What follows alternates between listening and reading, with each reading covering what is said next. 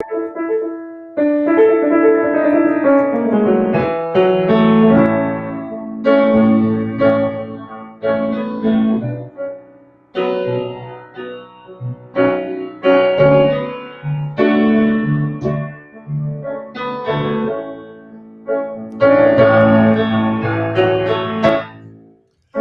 to spend my nights out in a bar room. Liquor was the only love I've known. But you rescued me from reaching for the bottom and brought me back from being too far gone. You're as smooth as Tennessee whiskey. You're as sweet as strawberry wine. You're as warm as glass brandy. Oh, and honey, I stay stoned on your love all the time.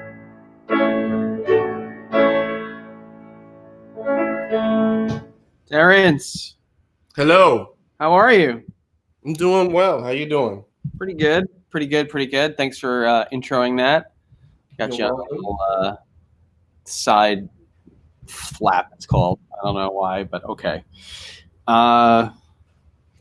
So today we're gonna talk about how do I develop a singing style. We're gonna continue this discussion. Last time we were discussing this, we hit upon the vowels. We hit upon the consonants, and when a singer, and I'll let you talk about this more than I will, but I'll introduce it. When a singer is going to hit certain notes,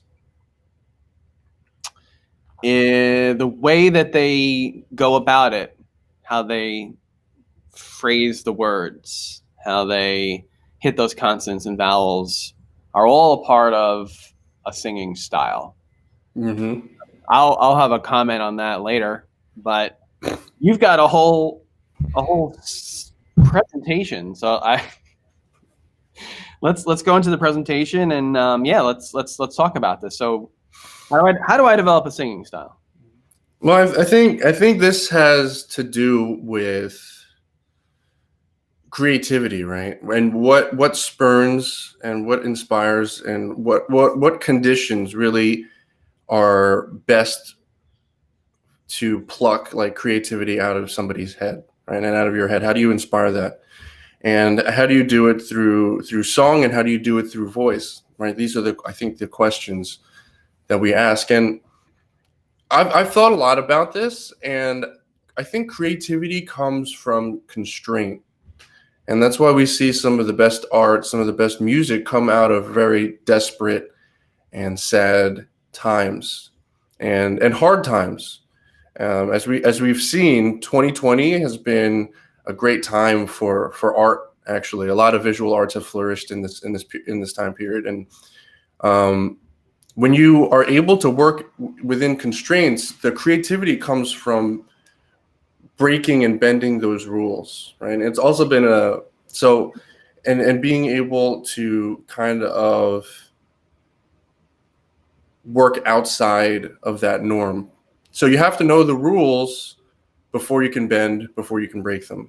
And I think that should kind of lessen the stress of learning a technique. It's kind of learning the rules and understanding what your constraints are so that you can actually think outside the box. You have to know where the box is.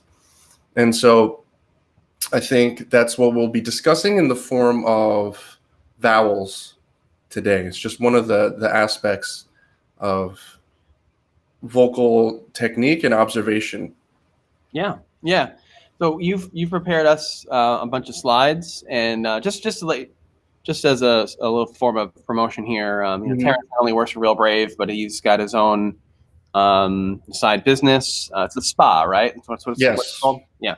And you've developed quite the experience online by doing online trainings, and have a following, a cult following, we'll call it, that has really evolved over the years. It's really impressive. So it's amazing to get this insider information. Thank you, Terrence. Appreciate it, man. So I'm going to put it up on the screen here. We've got your first slide here. So I think what we want is consistency with our voice. I mean, there are a couple of things like consistency and control. And the control comes from being able to have a standard set of actions, movements, and sounds so that we can diagnose changes right away and correspond what we see and what we hear to certain movements that we make. And that way we can easily make corrections. And one way that we do this is through vowel shapes. And we kind of can classify these vowel shapes and vowels in general using mouth positions and the impact that they have on your singing voice, and the song that you're singing. And when it comes to mouth position, very simply, you can have an open vowel or a closed vowel. And we'll go over more in a sec what that means. Here we have two kind of what are considered the most open of vowels, and that's the ah and the ah. And some examples of each are words like awful, often, and eyeball. And as we can see, there's not always an A or an H or an AH in any configuration in the word, but it's the diphthong that really matters. It's the ah and the awful, the ah and the often, and the ah and the eyeball. Now, we kind of, the question is, okay, why the long I being an ah as well? Well, the tendency is if I continue over and over to say I, you can kind of hear it starts to go nasal, and that's a variable, right? That's a variable that we want to be able to account for. Sometimes we do want to go nasal if it is involved in characterizations, if it has to, we can put it into a song to kind of like give it a certain personality, but we don't want it to just come out of nowhere and be unpredictable. So we loop eyeball because the ah is close enough so that when we say it, eyeball, and when we say it in the context of a song, we don't hear it as ah, we hear it actually as I, without the nasality to it. And so this is one of the constraints that we set that allows us to be cognizant of the effect that certain vowels have on our voice and to be able to manipulate them at will. So what's the practical application here, though? Because you could have a song with, you can have an awful song that you're singing, but in the word there's an awfully hard part. Mm-hmm. And you sing the word awful. The tendency for the singer is to just sing the word. Mm-hmm. So how do you teach? Well, there's a and all that. Like, how do you teach that? Well, people respond to, I think, to different stimuli. So some will be able to look at you and look at themselves in the mirror and see, okay, I need my mouth to be narrow. I need it to be open. Mm. And this is a thing. A lot of people don't realize is looking at yourself singing is probably important here. Yeah.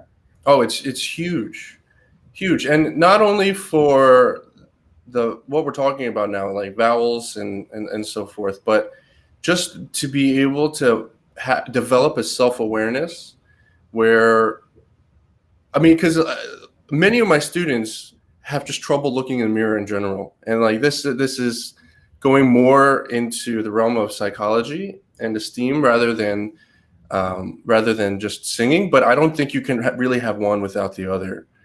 And being able to stare at yourself for an hour is not typical behavior of somebody, right? And as most of us can say, unless they're, we have narcissistic tendencies, but that's generally not the case. So if you feel that when you're looking in a mirror, just know that that is completely fine and it's completely normal. But it's something that you do have to get used to, and it's a self-awareness that you want to mold as a musician, as a singer in general, because if you can't tolerate seeing yourself for an hour, what makes you think that people are going to want to tolerate you for an hour?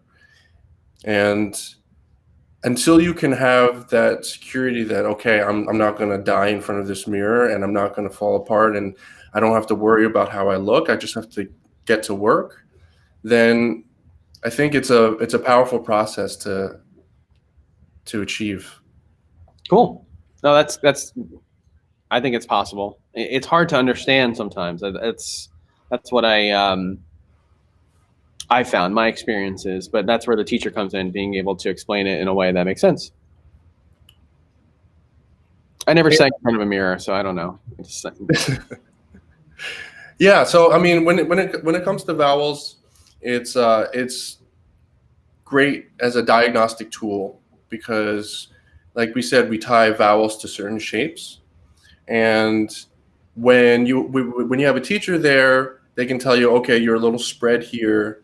You didn't take enough of an opening for this vowel, and they can remark on your consistency regarding these things.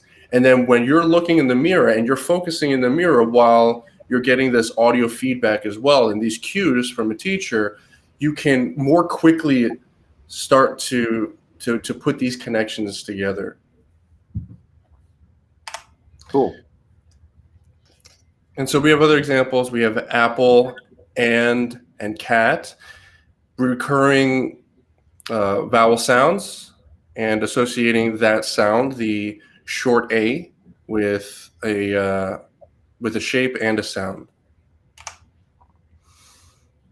Then we have our closed vowels. Most vowels that we'll be singing are actually closed for the most part, but they do have differences in shape as well. And we have oo, o, and e.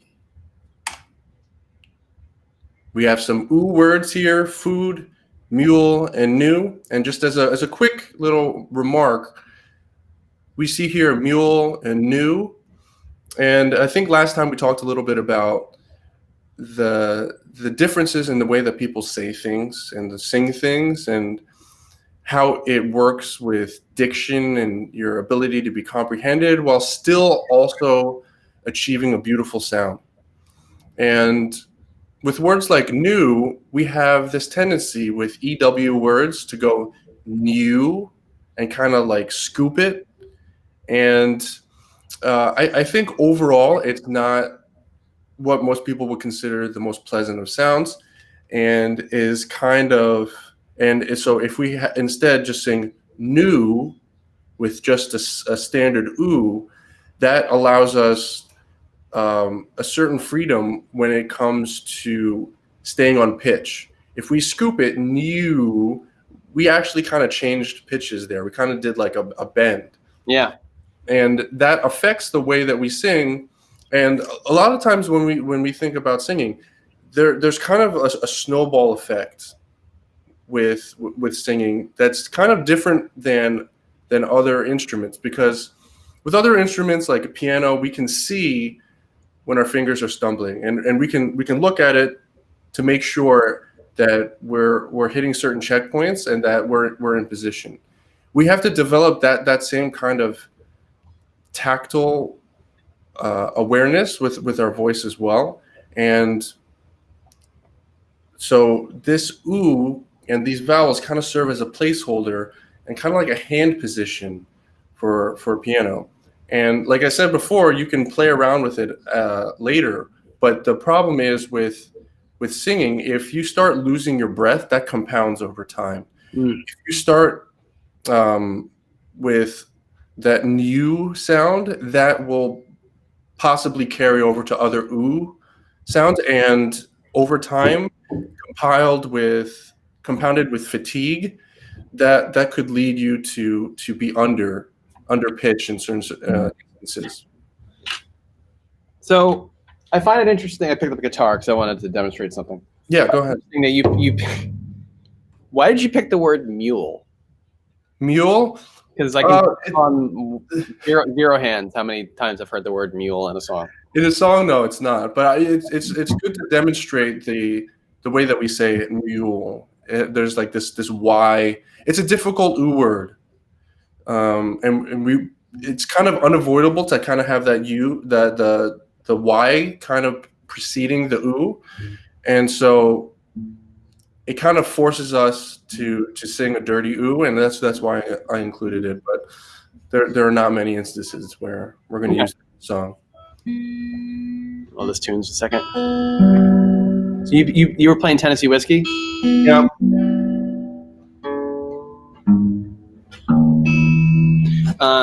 Is that B flat? Ooh. This might be out of tune.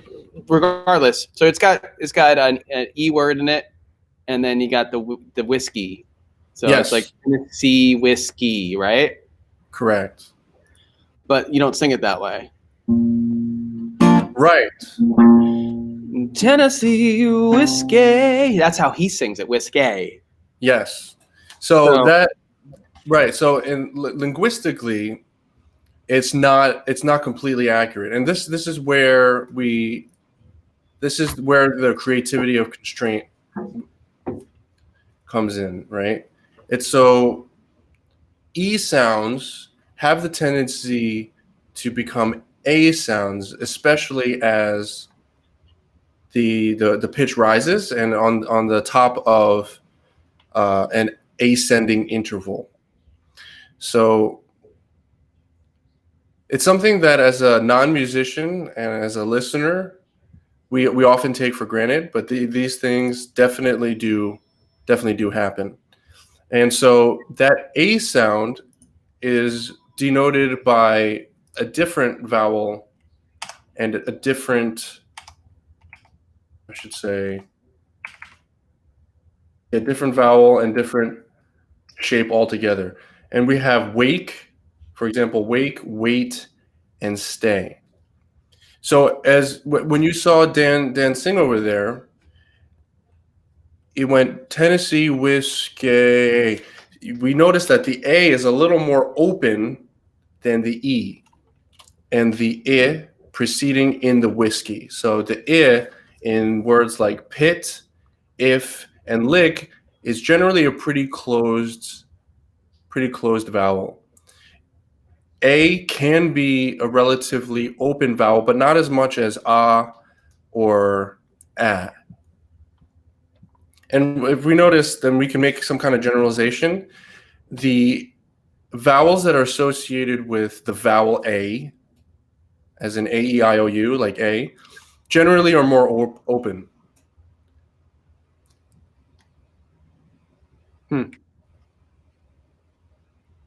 And we talked a little bit about E words, like Tennessee at the end of E, and words like easy, need, and leave we denote with a double E. And these are generally closed so E vowels are generally closed in low and middle voice, but open in high voice. So with the exception of oo is almost always a closed vowel. No matter how high you sing, no matter how low you sing, it's relatively closed. For words like O, E, all of these other vowels like I, E, A, and O, these all are quite open when you go into high voice. And that has to do a lot with just the way that we have to situate our mouths and our throat in order to be able to expand or contract our vocal cords.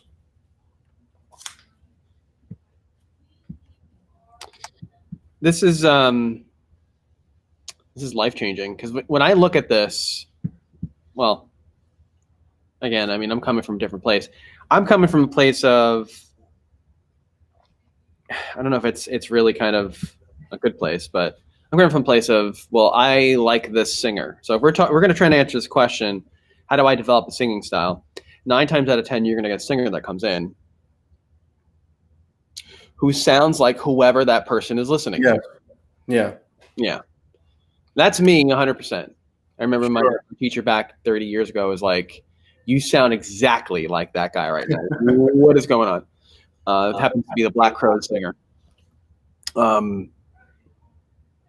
So if that's the case, because we've got all these vowel shapes, we've got all these words, all that stuff. So, so how do you then take this, the education, the psychology of it, and also like the actual physicality of it, and apply that to someone that's singing like Rihanna? Rihanna has, or Beyonce, they sing a really specific, and all the words are different. They sing in a specific way.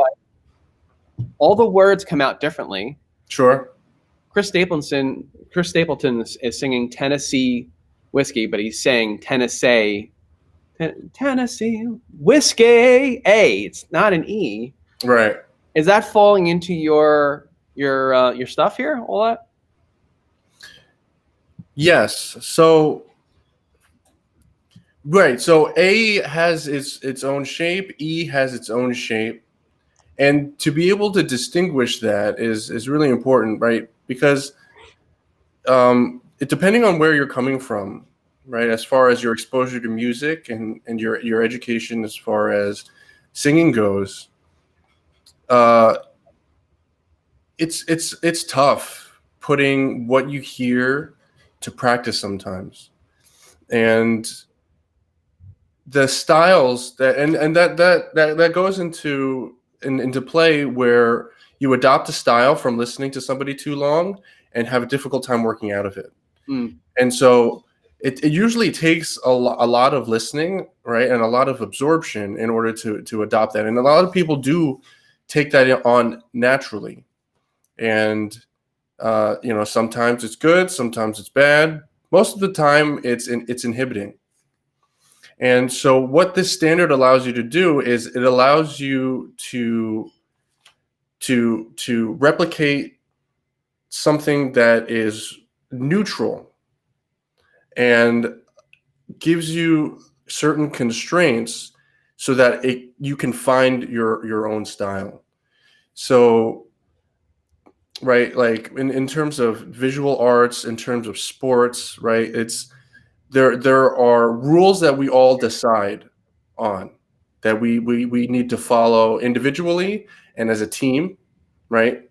And then we kind of explode out of those constraints once we actually internalize them. Right? So being able to run with great form and knowing that form is essential, but making a miraculous play in the NFL or something, that comes with interpretation. It comes with situational awareness that wouldn't exist if they didn't have good running form, if they weren't able to know the rules of football. And so that's what we're going for here. And this process helps people break out of those habits and diagnose what's going on with their mouth, with their throat, right, with their body, that's causing them to emulate a singer that they love. And that's and I think a way out of that too is just to vary who you listen to and vary who you get your influences from, and listen to everybody. Yeah. Right? Listen very clearly to everybody. And then once you feel like you have a good idea of everybody that you resonate with, ignore them. Just ignore them and stop listening to them for a while and start listening to yourself and pick apart the pieces of your voice that you hear from Chris Stapleton, right? That you hear from Beyonce, that you hear from Rihanna, and say, okay, how do I want to be different? Do I like what she's doing, or do I just want to emulate what she's doing for the status of it, right? For the novelty of it, and have those kind of conversations with yourself. Okay. Yeah, that and for a kid who just listens to that stuff, and I'm only saying this because my kids at home and the kids here, and adults too, the big adult kids, I can hear the influences. Yeah. Still. Yeah. And that's okay. Like I'm not judging. It's got to be so hard from an instructor point of view. If we're trying to answer this question, how do I develop a singing style? And someone comes in and sounds like any person. I'm trying to think like specifically what like the Rihannas of the world do. It's a very kind of, it's not only just the inflections and like the yeah. So if we examine Rihanna, right? So where does she get her influences from? There's an island influence in her songwriting, and there's a little bit of a nasality to her singing as well that makes it distinctive, actually.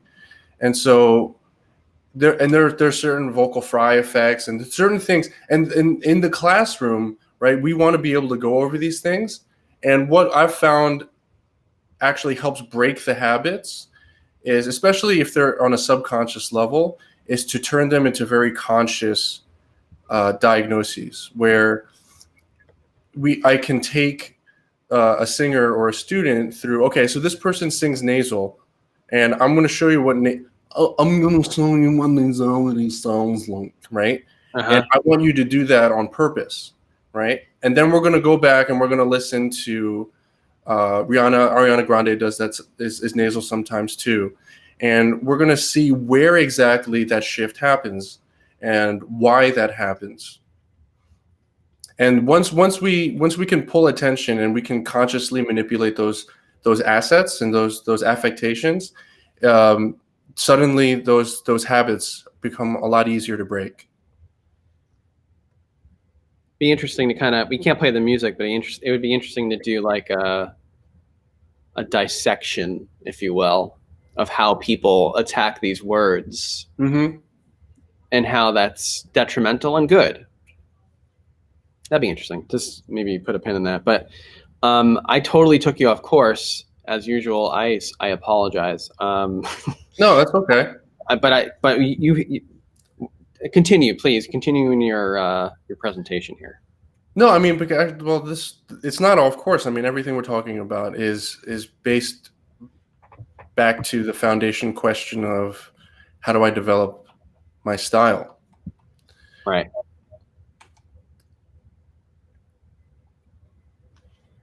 And the second way we can categorize our vowels is through their impact on a song. And from what I believe is that the biggest impact vowels that we can have on songs are these four: a, o, e, and u. And again, these words: owl, odd, I, food, tube, and new for oo, easy, need, conceive for e, grow, toe, and own. And there are other vowels like the a in heinous, wait, shake, cat, and flat for the a, the the I, aw, and vowel. Now, they're not, these vowels are generally not considered in traditional technique, like classical Italian technique, to be very pretty, right? And as we all know, Italian is considered one of the most beautiful languages, and it was actually built and constructed for that purpose. So they're very concerned about these kind of things. Ciao. Exactly. And so let me give an example on how concentration on a vowel can actually add to style. And when we think about style, it's actually probably important to talk about, okay, what exactly is style? How do we define style? And how do we make our singing unique overall? And really, it's a bunch of small pieces that over time accumulate and are put together to form something that's unique, right? And so these units, in terms of vowels, could completely change over time and in aggregate the mood and the presentation of your song and your singing. So we have the word wasted, which is spelled Wasted, and we can pronounce that in two different ways, right? We can pronounce it in wasted or wasted, right? And we think that this is a minute change, that it's pretty insignificant. But I would say when it comes to art and when it comes to subjectivity, you have to play with this stuff all the time and see how it kind of coalesces with everything else in the song. So wasted in general, the vowel, the vowel, has a more empty kind of sound to it, whereas wasted is more pointed and it's a little sharper. And these two differences can make, in combination with other choices that you make in your song, could make a huge difference. Wasted. I've heard both. Wasted, wasted. But I've Yeah. heard more wasted. Well, from a rock point of view. Yeah, chances are, if you have a singer or a songwriter that you really admire and they make this weird vowel choice, chances are they've done it very, very intentionally. Yeah. Because it rhymed. Well, there's the other rhyming portion too, right? Yes, yeah, that's true as well. And we're also getting to, so here's another topic as far as control and standardizing your sound, is the concept of stationary vowels. So we use these in order to achieve a consistent tone and to get smooth phrasing. So we want to concentrate on our vowel production and holding out those vowels as long as we can until the next consonant comes or the next vowel comes, because that's where the beauty of our voice is carried. And when I say stationary, I mean, so on a word like eyeball, right? So you probably wouldn't sing that in a song most of the time, but if we were, it would be eyeball, right? Whereas if, so that those were stationary. If we were to do moving vowels, it would be eyeball. If you saw my mouth move, you would also see that movement correspond to a change in the inflection and the tonality of that vowel sound. And sometimes you want it, right? I also don't want to discourage deviation from this path, but too much of that, right, and having that be out of control is going to negatively impact your singing. Being able to sing long, consistent vowels allows you to have intentional control over the course of your tone. I sing eyeball. Eyeball. Eyeball? Is that what you're Yeah. saying? So in the context of a song like highball, those were clean vowels, but you don't really hear You don't it hear as the an I. Yeah. You hear it as an I. And yeah, that actually brings us to the end of this presentation. And this is just a general overview of what vowels can do and their importance in standardizing a tone for yourself so that you can live within constraints and see the box. So when the time comes, you can think outside of the box, which is really the backbone of what style is, making yourself unique.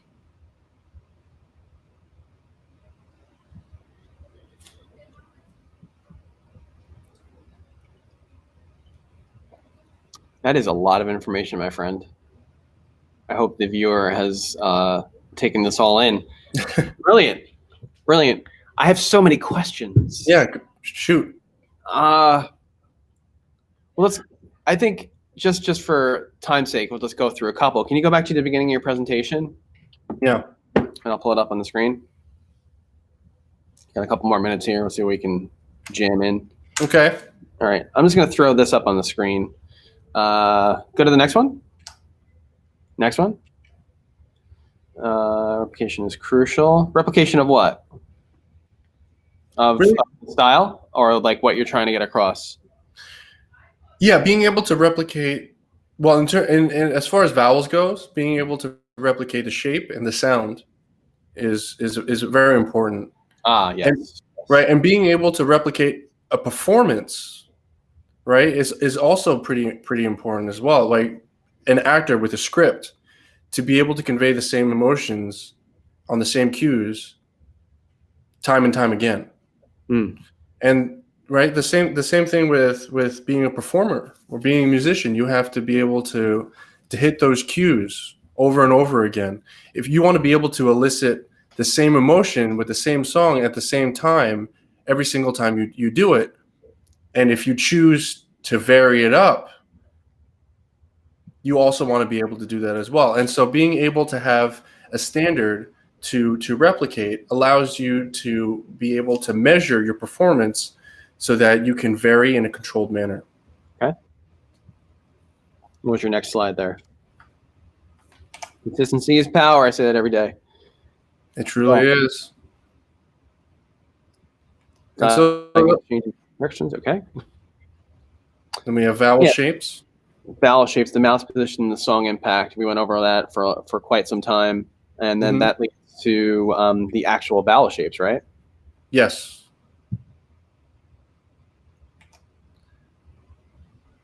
Are most of the vowel shapes the ah and the e? Are most of them ah or e?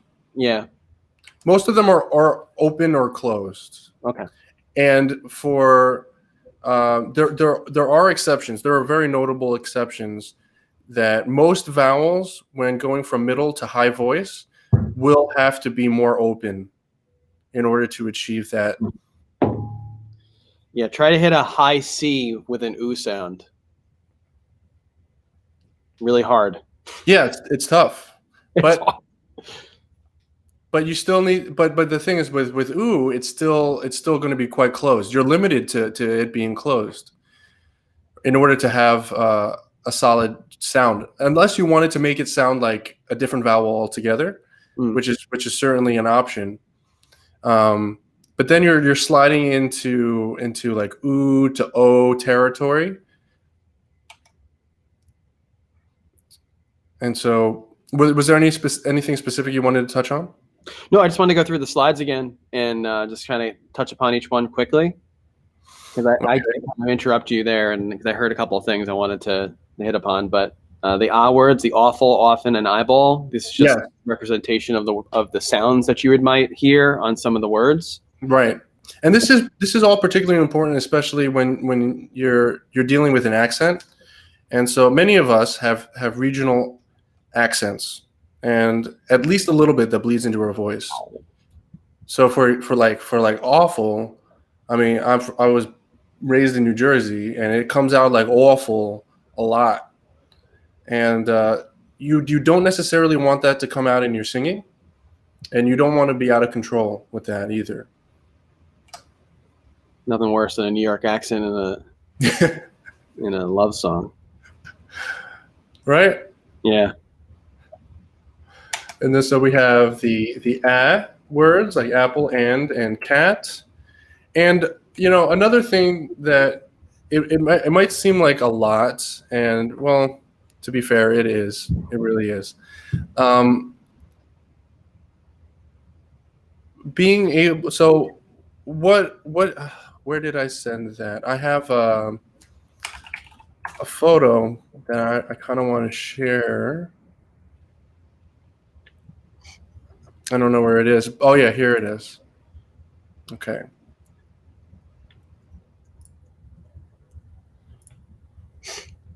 Yeah, let me know when you got that up there, folks. It's we've been talking about the sounds. That's not me. How to make the sounds with and the vowels and the consonants that are involved in getting sound out of your mouth. What it's supposed to, how you're supposed to hold yourself, and your mouth. How you're supposed to hold your mouth. I don't think you're supposed to do that.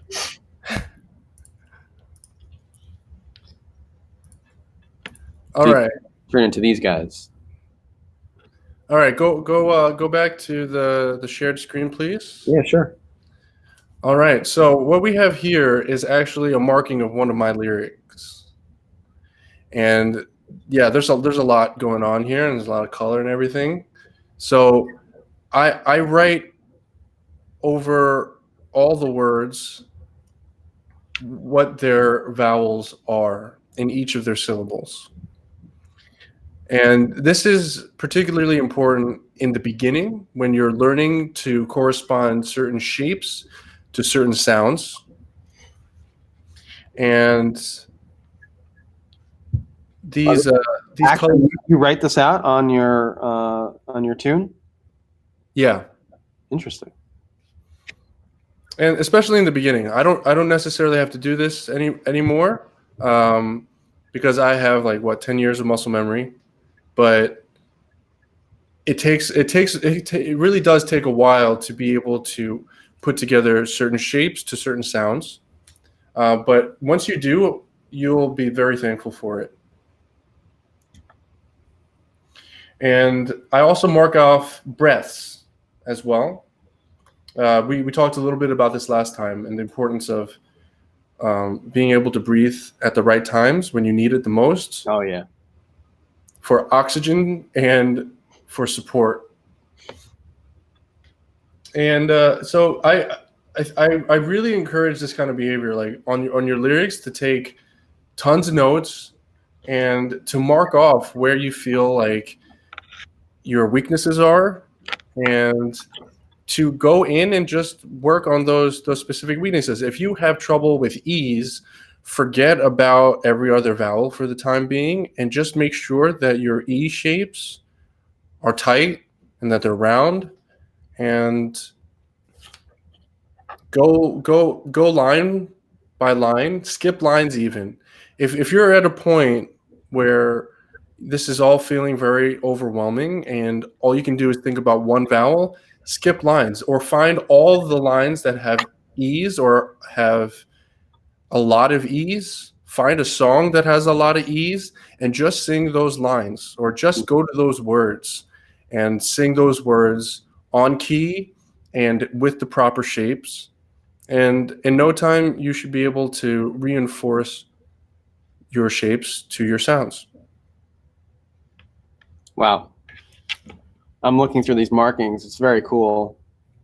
The next to some of the markings for how to speak it, which ones are the ones where you're supposed to take the breath? Oh, they're the weird smiley face things. So these are the breaths.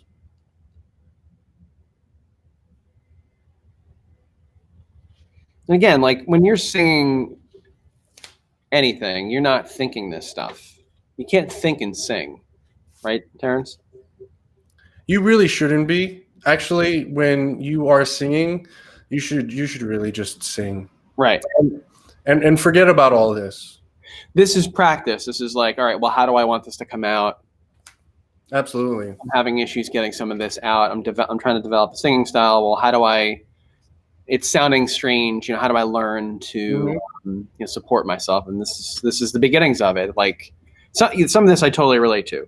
I totally do. Right. If you're going to think about anything during a performance, just think about taking good breaths every time you breathe, and supporting with your diaphragm, supporting with your belly. Yeah. And just let the emotion and let everything and the energy just do the rest. And trust in the technique, trust in what you've worked on for the hours that were leading up to that performance and that gig. Yeah, and what I would take away from this is that the the training here is going to make that gig much more successful because you're going to understand how to get these words to sound correctly and support them. This is not what you're going to be doing on stage. This is what you're not going to have this in your head as you're on stage. You're going to train enough to know like where these sound best, how they sound best.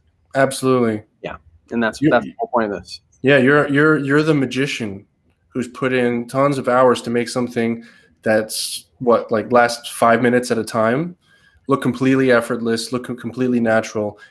You don't want people to say, oh, that like one of the worst things is you look at somebody someone looks at me and it's like, you worked really hard for that song.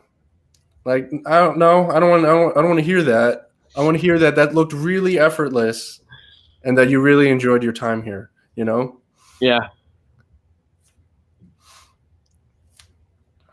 Yeah, no, I'm trying not to comment on the way I sang, but everything looks like it's really difficult. More on that later. But this is really, really helpful. Terrence, you're amazing. Again, thinking that we need to dive deeper. You've just opened up worms upon worms and cans and cans of worms. Sure. I'm gonna check this out, watch it later, and we'll talk about the next podcast. But thank you for the time here on this. This is great. This is amazing content, and just a really wonderful lesson in the how. Don't get caught in the how. So you got the how, and don't get caught in the how. Awesome. It was my pleasure. It's always a lot of fun. Thanks, Terrence. This is Real Brave Live. Guys, thanks for your time here. Really wonderful, illuminating words of wisdom from Terrence. Thank you so much, guys. Thanks.